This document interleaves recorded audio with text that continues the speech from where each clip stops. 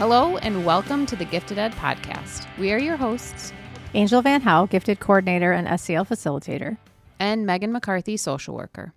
We are grateful for the opportunity to share this space with you today as we talk about the complexities of giftedness. So let's get started. In today's episode, we will continue our conversation with Grais-Speizman and Katherine Wilkie about components of executive functioning and how they present within our gifted community. Grais-Speizman has an executive functioning coaching business and consultation practice named Refocus. The students who end up transferring to a gifted school after they've been in the public school, they go through a pretty serious transition period of feeling different because they were like at the top, probably 5% of their class in these public schools, and now they end up with these students who are very similar to them and even, some of them higher level. And I hear that in my office quite often is, I was the top and now I feel like I'm at the bottom. Katie Wilkie is the owner of Imagination Therapy PLLC, a speech-language pathology and executive functioning coaching business. I think of organization in short, it's how do you manage space? How can we make it more efficient? And then you trial it and you run it. So if you put the drop-off bin for your homework at the door, they won't lose it from door to desk or things like that. Does your space facilitate the goal? By the end of this episode, you'll be more knowledgeable about the following executive functioning components: shifting and flexibility, social awareness and perspective taking, organization and planning. You will also hear examples about student challenges within these areas, as well as reasons why these challenges present in student experiences. So as we start thinking through the next component of shifting and flexibility, how can we approach this component of executive functioning? So a lot of this has to do with how a student kind of adjusts to like something that's unplanned, like an unplanned change.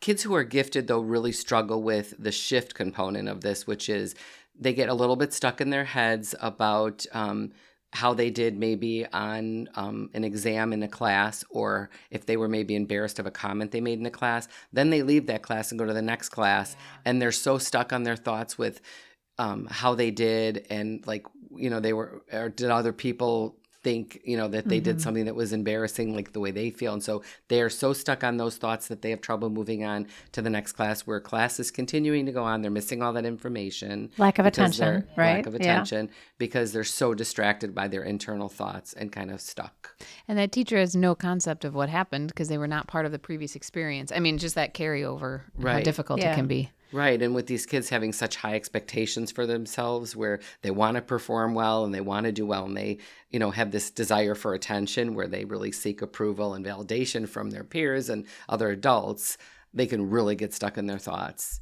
It could also be a cognitive shift issue, like if they're working on a math problem and they're like working through it and it's not working and they keep trying the same approach over and over, and it's like they don't use that, talk about impulse control. Like they don't stop for a second and think, okay, this is not working for me. I need to hold off here and try a different approach or go ask for help, because they get kind of stuck in their ways. I think that something to add that comes up all the time in the gifted population, at least, is the concept of perfectionism. You see the kid who writes the letter and then he erases it and rewrites it and erases it, and you go, hey, what are you doing? There's a little bit of a understanding the goal. You don't have to write a perfect letter there. What does it mean to get a perfect letter? And then you can get into, as Robin had mentioned, some of those anxiety-related components of, well, if it isn't good, then what? Yeah. It's so funny. I exactly had that example because it was actually a student that I had observed, and the teachers called me to do an observation because they're like, we don't understand. This child is 4 years above their peers academically in math. Why is this child not getting their math done? So I sat behind the child and I watched. Literally, the child rewrote the number 2 15 times on an equation, and there was a hole in the paper by the end of it. And just watching, so the parent, everybody was thinking, well, is it like an attention-related issue? Like, what is it related to? And it was definitely the perfectionism and wanting that number. And the number, I saw the number, it looked perfect the first time the student wrote it. But this is why, then I understand why when the parents call and say, like, why is their homework taking 3 hours? The school is telling me they shouldn't have 3 hours of homework. Well, if you're rewriting this number that many times. And it shows how perfectionism impacts your executive functions, and we don't necessarily link the two together. Right. You know? You need your flexibility to understand that this is good and that is good. You need to have a diversity of understanding of good, successful outcomes. Otherwise, keep doing it. And this is like an over-focus issue, really, where they over-focus on something, where they block out everything else going on, so they're missing what else is going on in the class again, because they're over-focused on this. Which can sometimes be applauded or supported, right, as to be a positive thing, which it can be, but it's then often you don't see there's also difficulty with that too. Right. High interests and asynchronous development again, right? Yeah.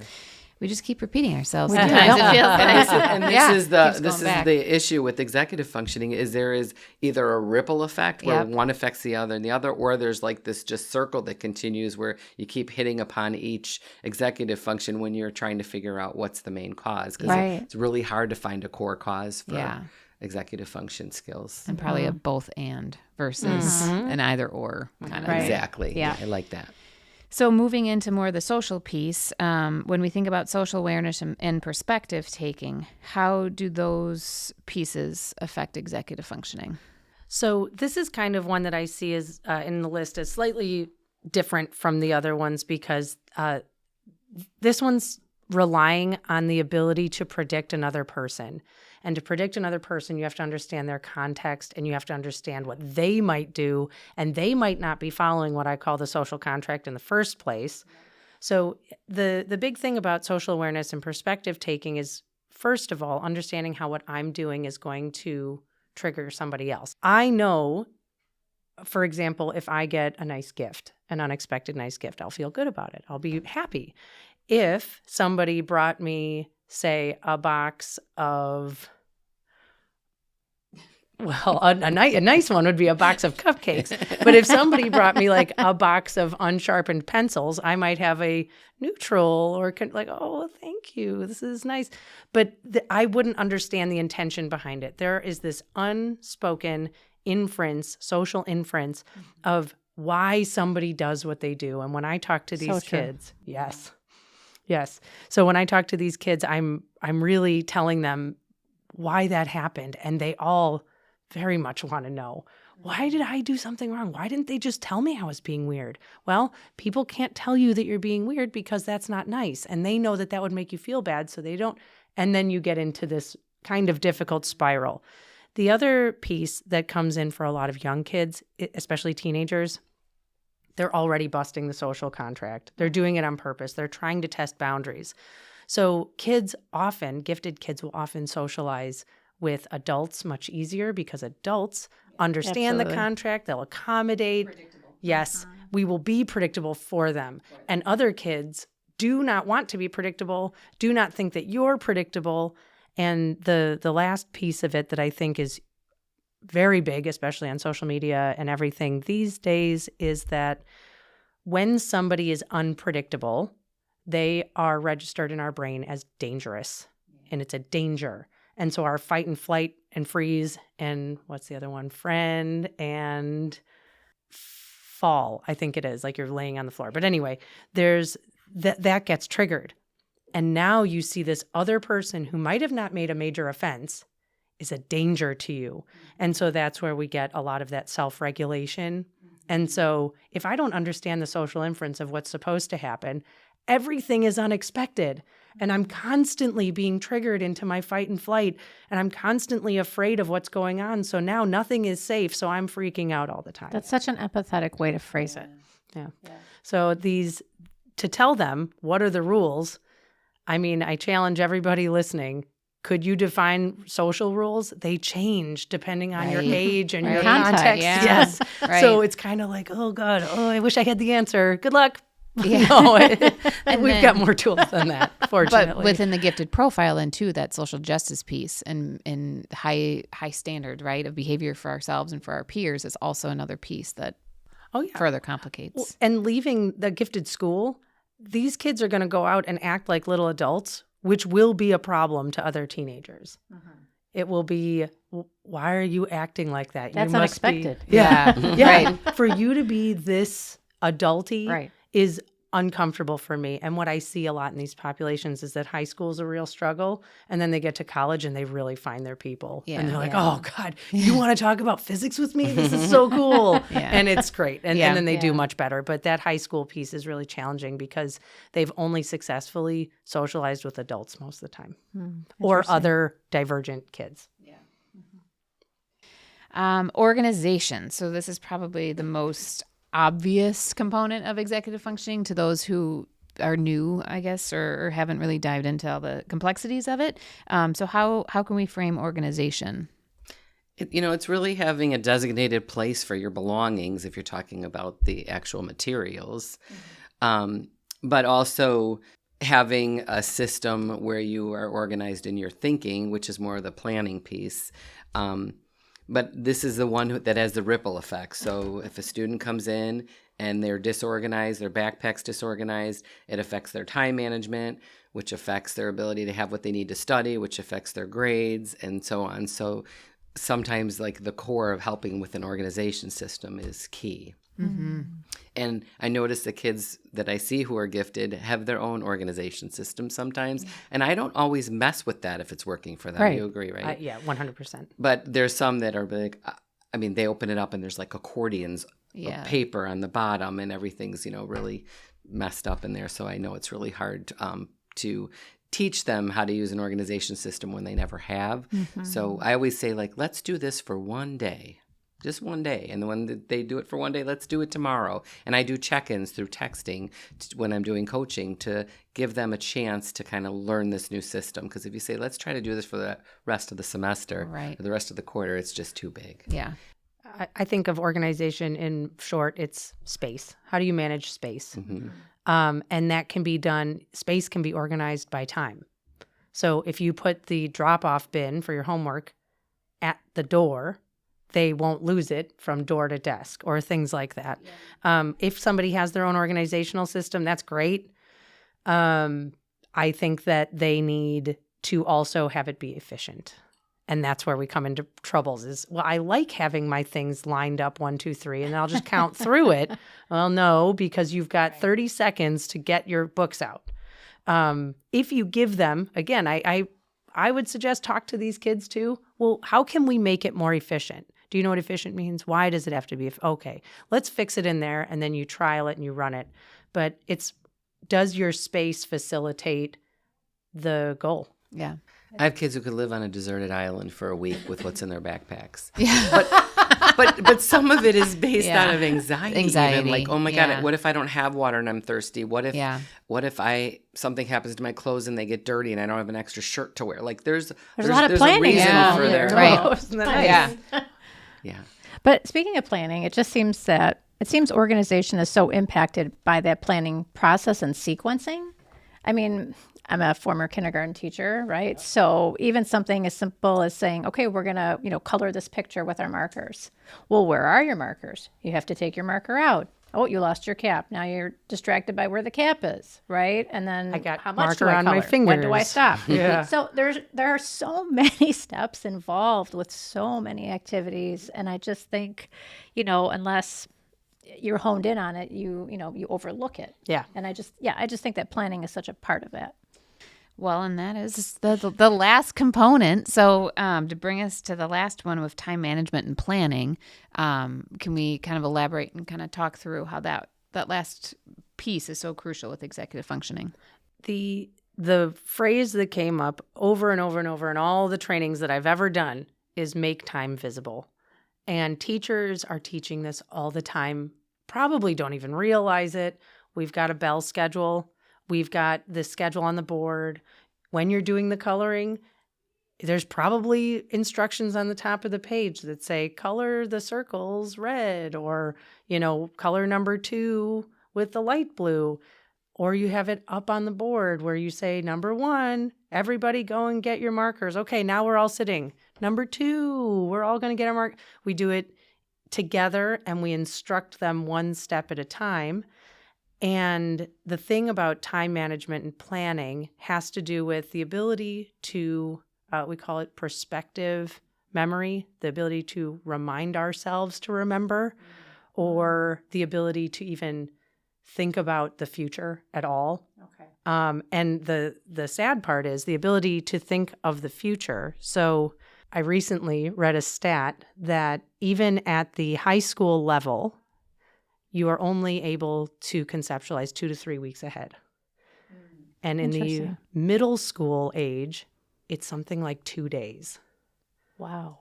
So That's enlightening. Yes. And it makes so much sense. When I read it, I was like, oh man, of course. And again, it doesn't mean we shouldn't teach them how. Sure. But Right. you need a compensation then. You need a tangible tool, an anchor, because time is, all my kids hate time because it just keeps going. In a video game, you can pause. Okay, everybody, time out. With real life time, it just keeps going. If your homework is due at 8 a.m. the next day and it's 7 p.m. and you know that mom and dad say go to bed at 9, there's no amount of procrastination you can do anymore. You We're are here. done. It's it. Yeah. And then the urgency usually peaks. Mm-hmm. So they could have done it before. So how far in advance can they see to go, oh, I could put this off to the last minute and it will get done and it will be fine, even though they're a mess the whole time. But if you can do it now, wouldn't it be better so that you can relax later? They can't conceptualize it all the time. And then when they're in school all day, everything's planned for them. They have a schedule. Like you said, the bell rings, go to your next class. They don't have to decide anything for themselves. But when they get home and they have to start planning and figuring out what to do and how long it's going to take and when to do it, that's really a problem because everything's really done for them in school. Yeah. That makes so much sense. So after listening to all these components, and correct me if I'm wrong, it just seems like attention is a significant one. So I just wanted to circle back to that. And Robin, would you mind highlighting a little bit more about that for us? So before, when Katie was talking about the different components of attention, the focus, sustained, alternating, and divided attention, and you were talking about the different skills needed to sit in a class and take notes, like this is the biggest issue. So you have kids, and from a neuropsych perspective, when you have these kids who have like eye-hand coordination issues, slow processing, dysgraphia, where they can't read their writing. There's other components involved in the note-taking and the dividing, the shifting of attention. It really gets to be a problem when they're trying to listen to the teacher, look at the smartboard, look down, write their notes, while they're still trying to process the next bit of information that's coming in. And that's when you start to see behavioral and emotional issues kick in, like the anxiety, the depression. They get home, they're like, I don't even know what to do for my homework because I missed the second part because I got so lost I just stopped listening, or things like that. And so I equate this to an example I give parents all the time because I feel like it's a really good visual for the kids as well. If you've ever been to a batting cage before, Right. so you get in the batting cage and you get ready to bat, right? So you're standing there, you got the bat, somebody puts in a coin and the ball shoots out and you hit the ball. You're fine, right?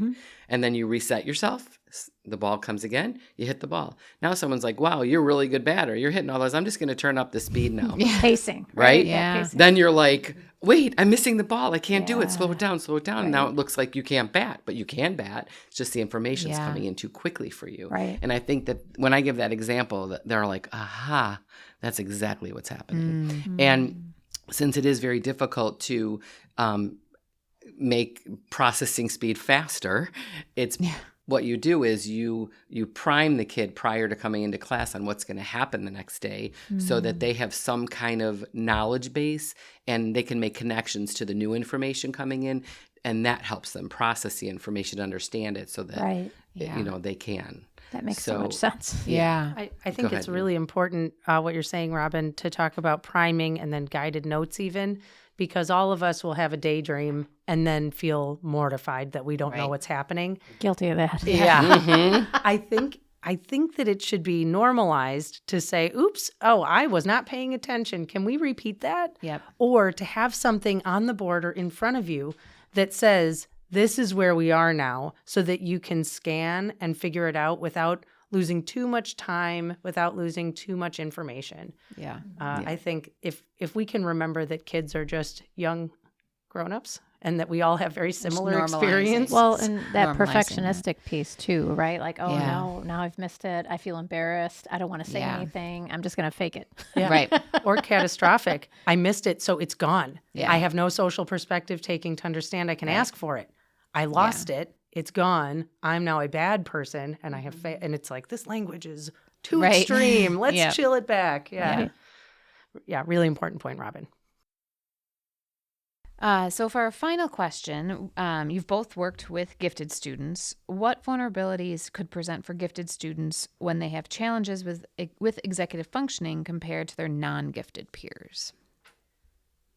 Sure. So the biggest thing that I see is the self-esteem struggles. These kids usually, while they've got that asynchronous development, they're highly aware. Usually, the gifted population has a keen ability to recognize patterns, and they might not know why the patterns are happening. They might not understand what caused the pattern to begin, but they see it. And so they are very aware very often that they are different. And not to mention, even when we're well-intentioned, to keep telling them, you're special, wow, you're so good. They have an experience of being exceptional, which means relatively normal or average behavior is very bad. Right. And to have bad like delayed development relative to their strength is so dissonant that it causes a feeling of, well, if that thing that I do is so good, then this thing must be so bad, because good and bad are dichotomous. These two words go together. And now we're actually unintentionally, of course, telling them that their other parts are bad. And that's what I see actually the most. And when we say, wow, that's really good, but this other thing is really hard, they get so excited to talk to somebody about something that's hard for them. Right. They don't like it, don't get me Right. wrong. And they certainly don't want it. Like Right. the parents listening will be like, yeah, right. They're not going to talk to me about that. But the point is, when they talk to even other students, they're very literal, as Robin had said. So you can't say, well, you're good at reading and they're good at math. No, they'll just see that that person's good at math and they're bad at math. Right. So building up sort of that normalcy of the language that we use for adequacy and averageness or struggle. Or growth mindset. Growth mindset, Yeah. absolutely. And the students who end up transferring to a gifted school after they've been in the public school, they go through a pretty serious transition period of feeling different, because they were like at the top, probably 5% of their class in these public schools. Everyone knew they were smart. Everyone knew they were highly capable. And now they end up with these students who are very similar to them, and even, some of them higher level. And I hear that in my office quite often is, I was the top and now I feel like I'm at the bottom. And so there's a lot of self-esteem and self-worth issues that come up. A lot in of our comparing sessions. happening. Yeah. They just, again, have those high expectations for themselves and performing well. And, fear of failure, where they're afraid to make mistakes. And then intrinsic motivation. These gifted kids have a very strong internal drive where they want to be successful. Absolutely. And then we talked about the desire for approval before as well. Well, they care about objective approval. So they look for the data, right? They want the reason why. So objectively, they'll say, don't lie to me. I'm bad at this. And you'll go, no, what does bad even mean? Oh, and then they're like, well, I don't know. So if we can, that objective evidence that they're not bad, especially if they are delayed, pretty earth-shattering for a lot of them. Yeah. Well, and how much language I've just heard too with like their identity, right? Yes. Versus just parts of how they approach things or parts of their brain in their identity. Yeah. And they worry about making mistakes because they feel like that means that something's imperfect, and it might be a reflection of their intelligence and Or their identity. Their identity. Yeah. Yes. Well, you've given us a plethora of information to digest, and it's so appreciated. Thank you again for coming out and sharing your expertise with us. Thank you for Yeah, having my us. pleasure. Here's a call to action. Think about the executive functioning components mentioned in today's episode and how they impact your students' self-esteem. Try to veer away from dichotomous language like good and bad, and adopt communication that supports asynchronous development and a growth mindset. We want to thank you for joining us in this space today. Please subscribe to the Gifted.Ed podcast to stay up to date with our latest episodes. Stay tuned for our next episode that continues to unpack the complexities of giftedness.